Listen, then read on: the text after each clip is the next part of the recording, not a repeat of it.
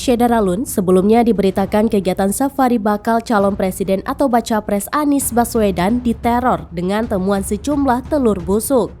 Tidak hanya itu, ternyata kantor DPW Partai Nasdem Aceh di Jalan Profesor Ali Hashimi Pango, Banda Aceh turut menjadi sasaran teror. Kali ini kantor DPW Partai Besutan Surya Paloh itu dilempar telur busuk oleh orang tidak dikenal.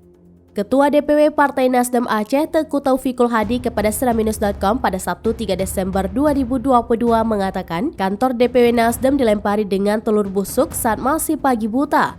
Seorang penjaga yang saat itu ada di lokasi sangat terkejut ketika melihat halaman kantor Nasdem penuh dengan telur busuk dan kaos kaki busuk.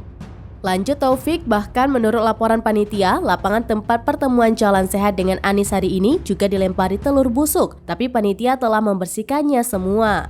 Menurut Taufik, tindakan pembenci Anies dan Nasdem ini sudah di luar batas kewajaran akal sehat semua orang Aceh. Karena menurutnya, tindakan seperti itu dalam kegiatan politik Aceh belum pernah terjadi sebelumnya.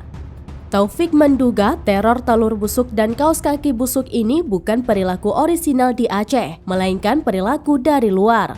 Meski terjadi teror dalam serangkaian kegiatan Anies dan Nasdem, Taufik menegaskan bahwa pihaknya sama sekali tidak terpengaruh dan sudah melaporkannya ke pihak keamanan terkait.